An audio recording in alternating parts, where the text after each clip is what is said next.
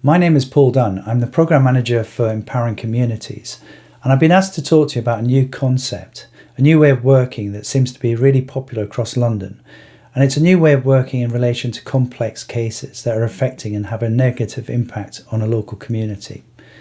It's called the Community MARAC, and the MARAC stands for Multi-Agency Risk Assessment Conference. It's been used in the past for other business areas such as domestic abuse, but it's never been reused for dealing with complex related issues, especially the more sophisticated ones that are now evident in our communities.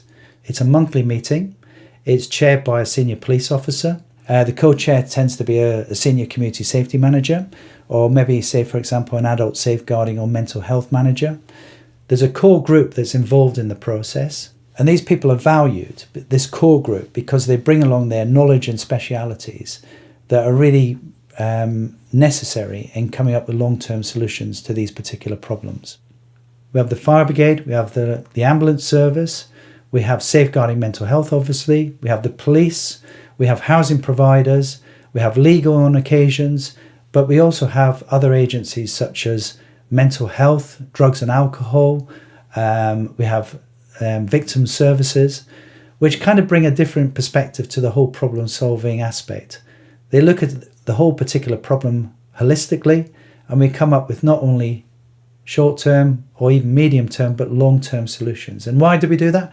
Well, we do that because we deal with the underlying issues that are causing the problems in the first place. So rather than deal with the consequences through enforcement action, we deal with the underlying issues through a preventative early intervention process. And this avoids any sort of crisis management in relation to these complex cases. So the Community MARAC itself is an opportunity. It's a safety net for local partners to pick up risk that maybe has been missed by other areas. And I'll give you an example of that. Say, for example, you're dealing with a gang-related problem. There may be other issues that are on the periphery, domestic violence, etc. Well, obviously, they would go to the domestic abuse MARAC, but there may be other issues that don't fit into the criteria of those particular meetings. And the Community MARAC will accept those particular cases. Now, what happens in relation to the Community MARAC, which is different to other meetings, it kind of sits in the middle. It's like a safety net, for example, especially in these days with the lack of resources, is it gives agencies an opportunity to bring cases where there's a professional judgment aspect to it, where the frontline officer believes that there's something seriously going wrong, but they can't quite prove it. And we really welcome those type of cases because we'd rather deal with them in an early intervention preventative method rather than dealing with them as a crisis management process. And we tend to find that there's a particular type of individual that gets referred in. It tends not to be children or families because they're dealt with very robustly by local protocols and procedures, but it tends to be adults, especially vulnerable adults. But it's important to realise that it's not just about safeguarding.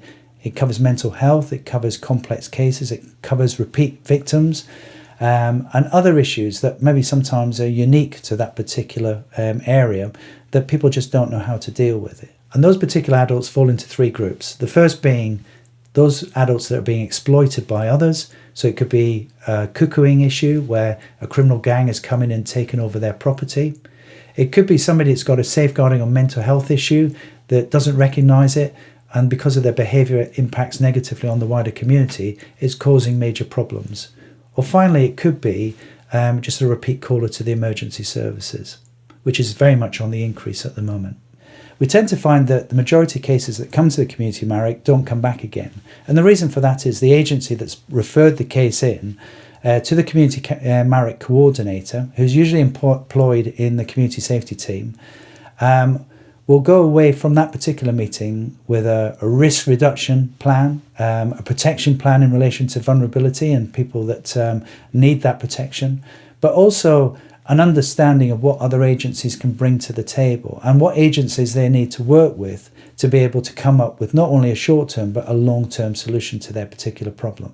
There's a lot to learn from Community MARACs. It's still in its infancy, but we're starting to get some really interesting evaluations back from the process. We're finding that it's actually more cost effective to do a multi-agency problem-solving process properly from the start than it is to sort of pass the buck, as maybe sometimes we've done in the past. So if it's not a policing matter, they won't get involved. If you involve people in the right way, so you value them for what they bring to the table, they will enjoy it because they will learn as much as anybody else. But it's important that we all own the problem. So it's not a case of accepting these particular complex cases that other agencies can't deal with. It's very much a case of everybody learning together what's the best way to deal with these particular cases and how can we pass that best practice on to other community MARACs so we all learn together. And that's very evident in London, where community MARACs are talking to each other in relation to very complex cases. So finally, I just really wanted to emphasise some of the benefits. For example, one particular community MARAC is now getting referrals from GPs, where those GPs are dealing with people with complex issues, and they're finding the community MARAC process is a way of managing that particular issue. Also, what we're tending to find is other agencies are coming on board. So in relation to public health, who have a responsibility to be involved in community safety work, they may not actually understand their responsibilities at the moment or see themselves very much in it for the long term. We're finding that some of those public health departments are now funding the coordinator that assists in managing and coordinating the community MARAC process. So there's a number of new things coming out of this, which might be really beneficial to the way that you look at how you deal with local issues.